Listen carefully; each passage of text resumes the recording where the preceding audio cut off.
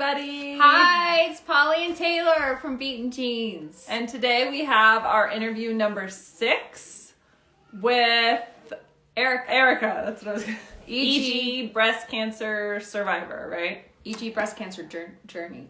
Sorry. And she has an interesting story to tell, so we're going to see if she's here with us today. She is a fellow CDH1 girl. Here we go.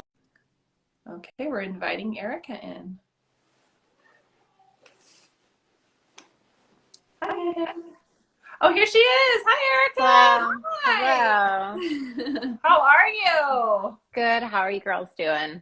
Good. It looks like you just got your hair done. I did on Sunday. I did it.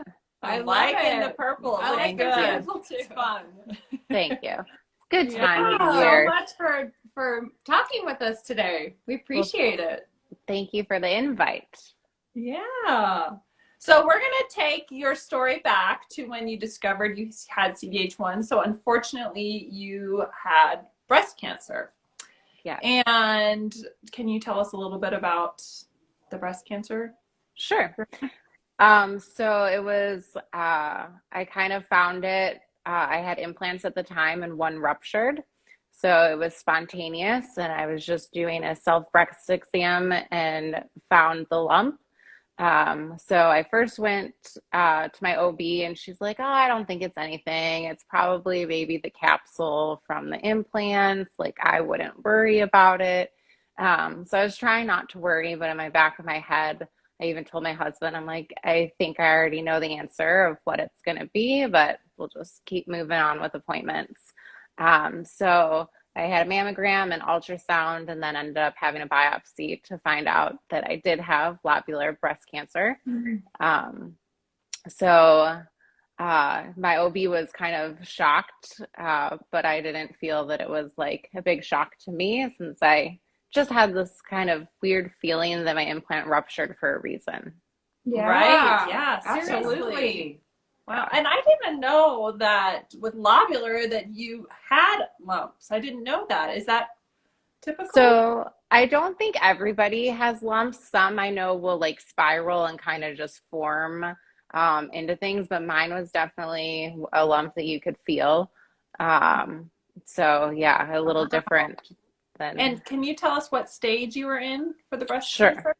cancer? So my breast surgeon said stage 2A at the end, like when they took everything out, then they put me back to stage 1. I had a MRI and ultrasound again on the left side.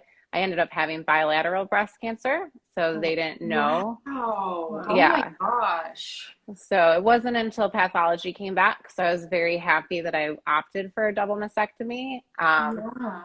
Otherwise, who knows when I would have found the lump on the left side. Right. Wow. Yeah. And you had to go through radiation on top of the mastectomy just to be sure they got everything, Yeah. right? So I did that. They're like, a double mastectomy, you'll be fine. And then you'll take the medicine for 10 years to try to prevent recurrence. But even with all the imaging that was done, they didn't know that I had it already in my sentinel nodes. So because of that, they did radiation after. Gotcha. Oh my gosh, how horrible. Okay, so you were adopted, is that correct? That is, yes. Okay, so because you had breast cancer and you were adopted, they felt the need to do the full genetic panel? Yes. Is that right? Yeah, so instead of doing like, it would have still shown up in like just the breast cancer genes, the CDH1, but they ended up doing an 84 gene panel just since I had no family history. I didn't know what was going on. So I was very thankful that the genetics department decided to do that. I was not, nobody thinks they're going to have something come back. No, Right. No, absolutely not. Yeah. So it was definitely a shock when I found out that I had CDH1. Had you heard of CDH1 before? I had not. My actually high school best friend did my genetics. It just worked out that, she worked for the hospital I was going to. So she called me and she's like, I can tell you're driving. She's like, do you want me to call you back? I'm like, no. I go, it's fine. What are you going to tell me? And she's like, well, it came back for CDH1. And she's like, I have to do some research because I'm really not too familiar. She did tell me that, it has to do with lobular breast cancer and then diffuse gastric cancer. And I think it took me like 20 minutes before I got to work. And by the time I got to work, I'm like Googling, like, what is this? And of course, no stomach for cancer like pops up first thing, right? Right. Yes. Between that and then seeing about getting your stomach removed. And I was like texting her, I'm like, I have to take my stomach out. And she's like, hold on. Yeah. Like, let me take, time to look into it. So Now, how many years ago was this that you had the genetic test done? it was all this year. Oh my gosh, it was? Yeah. Oh, wow. Okay, so you started researching, and then did you find a study to join, or did you immediately just find a doctor that you wanted to go forward with? So, with all in the same day, I joined the Facebook group for CDH1, and then I joined the other one, like the support group for like partial and total gastrectomies, like stomaчлess living, something like that. So on the CDH1, I posted, and at first, like there was several people from Chicago that posted about University of Chicago. So I thought I was kind of going that route first. But then we went out to University of Chicago, met with them. It was great meeting that surgeon. I was not 100% feeling like that was the place for me. But then my insurance didn't work out anyways for University of Chicago. So it was kind of like a blessing in disguise that was not the direction I was going. Right. Yeah. So then I went back to the group, and Polly, I think I reached out to you and I was like, tell me about NIH, because we saw the video that your whole family did on YouTube about NIH. Yeah. Yeah. Right. So. And I think that's probably right when we connected, right? Yeah. Going through our breast surgeries together. Yeah. So your guys' story and talking about NIH, like I showed my husband that video. I'm like, I think this is where we need to go. Yeah. So that's so nice. I'm so happy that it at least helped you. Yeah, definitely. Good. So you made an appointment, and that's pretty simple, right? They just kind of mail you a packet and you fill it out. Yeah. So I reached out, and they emailed me a bunch of the packet, and I got it all sent. I didn't have a whole bunch of family history to add to it. I started going through my adoption paperwork, and like we were like trying to investigate, because on some of the paperwork, my birth mom wrote a few of her siblings' first names. So then like we're trying to Google to see if we can find anything, just to be able to, share the news.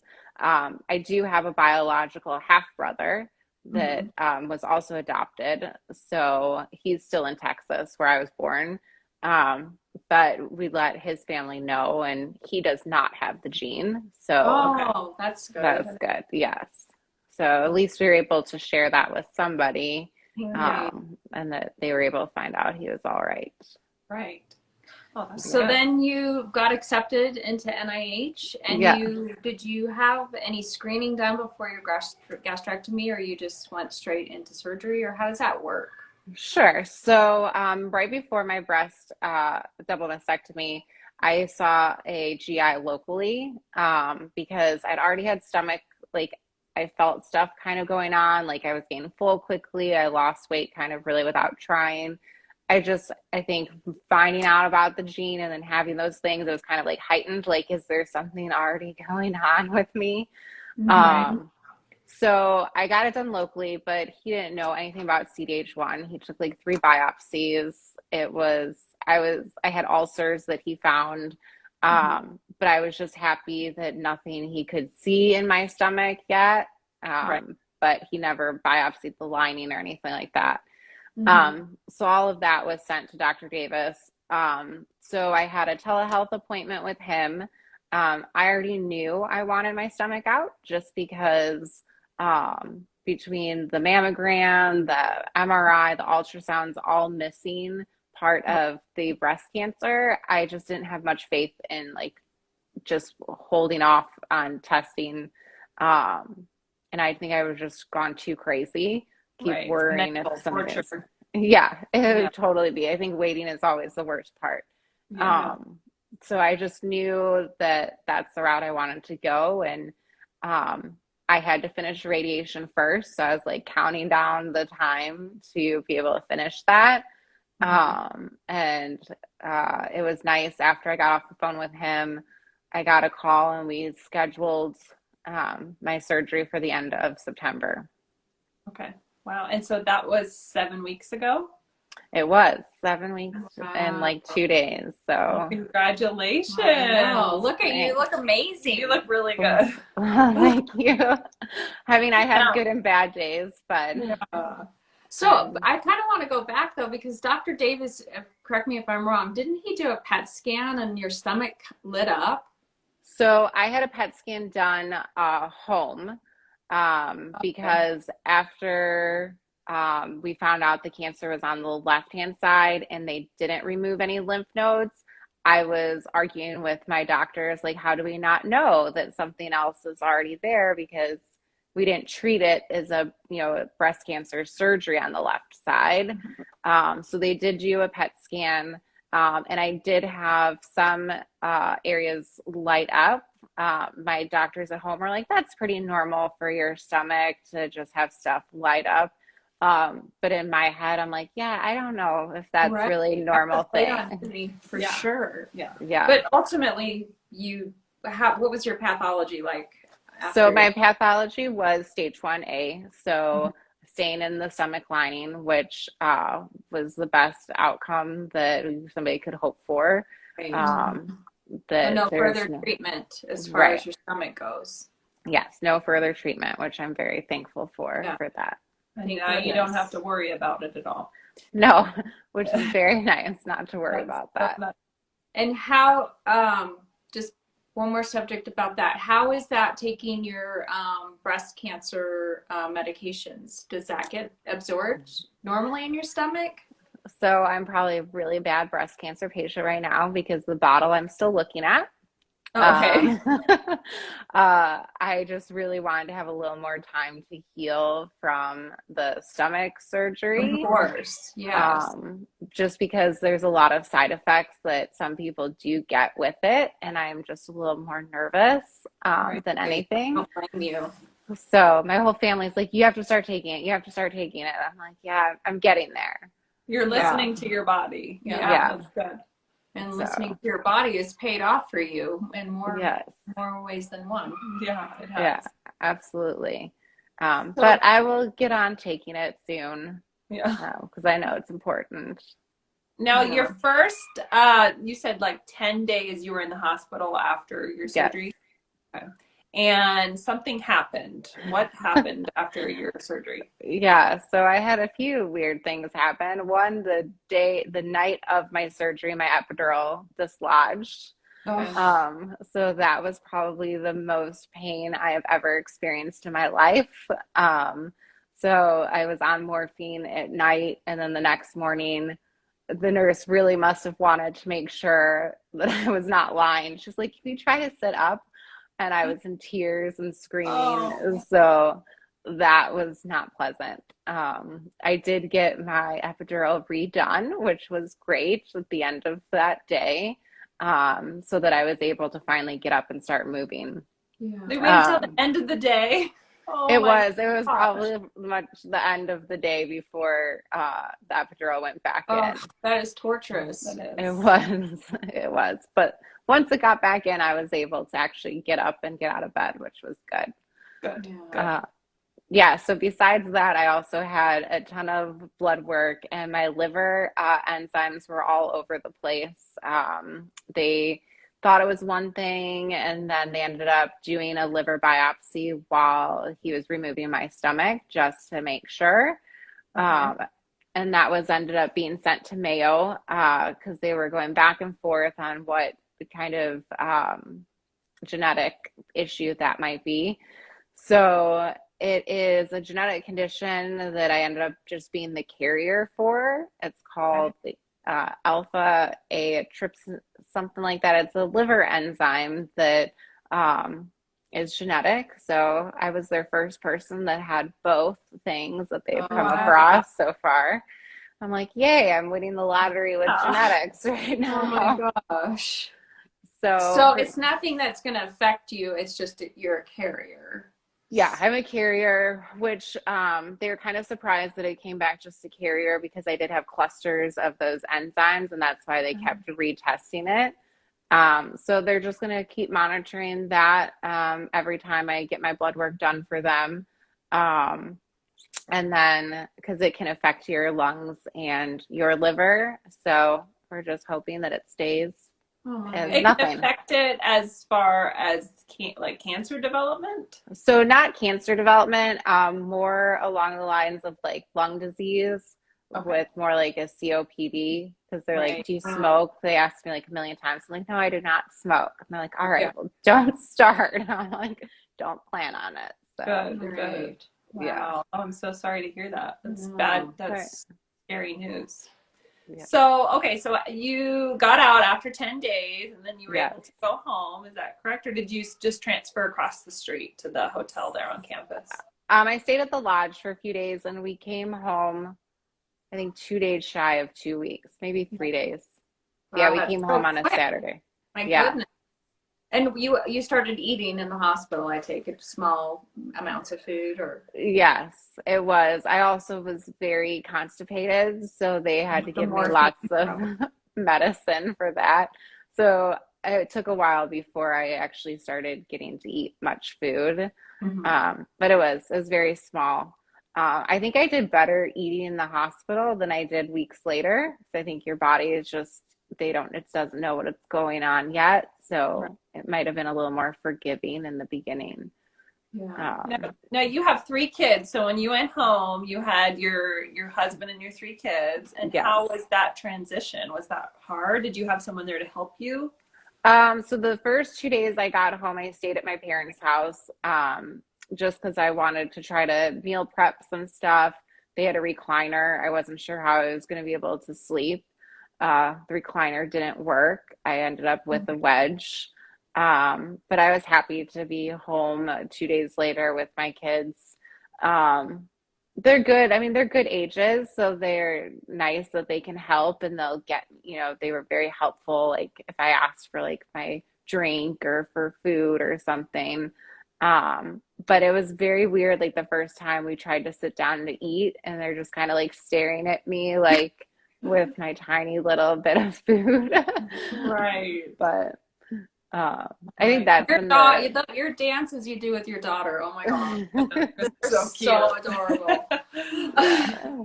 Now, We how have is fun. it cooking for the family? Is that difficult? It is. There are certain things that make me super nauseous.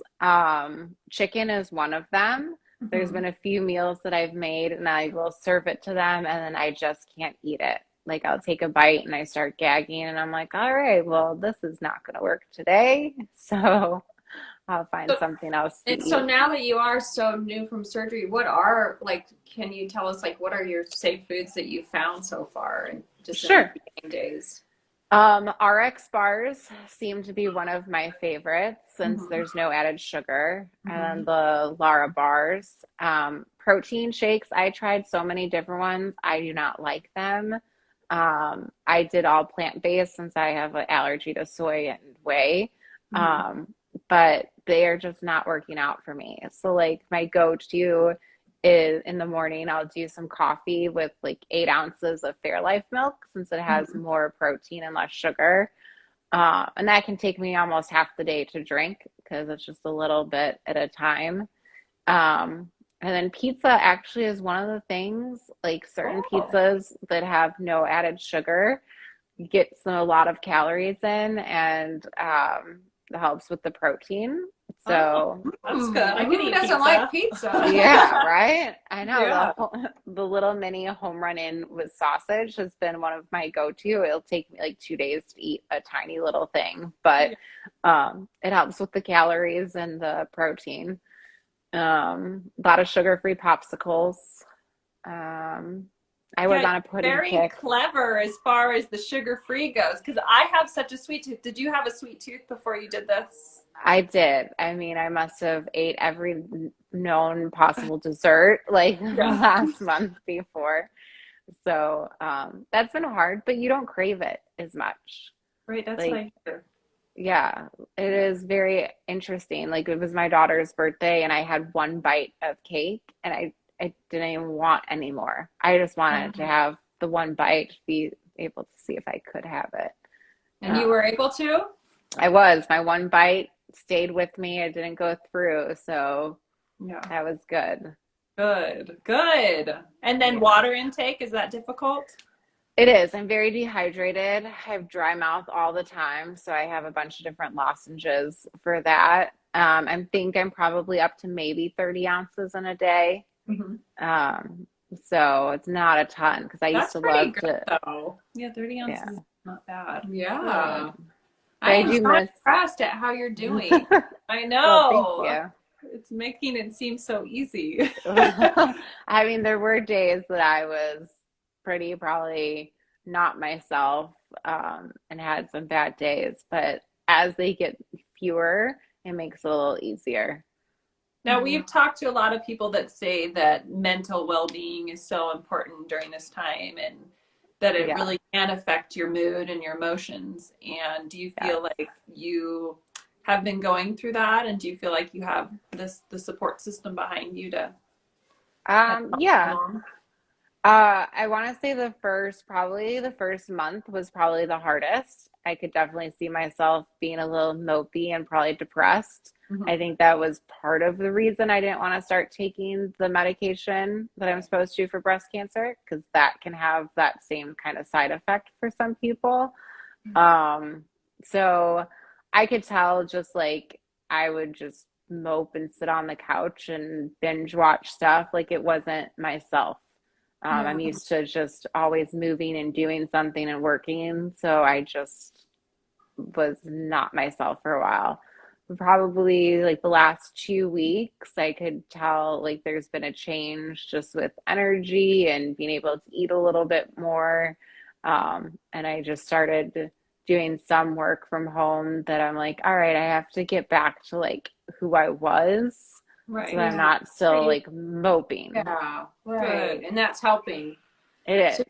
and Yeah. your work's letting you work from home. So I've been working from home, going in. I went in twice just because, things happen, but it's nice to be able to be interacting with people again. Yeah. Right. Right. Wow. Well, we're so proud of you, I and you know. did Well, it, thank and you. now you I have no did. more worries as far as that Yes. goes. Right. I'm very happy to get that past me. That's Oh my incredible. gosh, you're Yeah. making me feel like I can do it. Yeah. You can. You definitely can.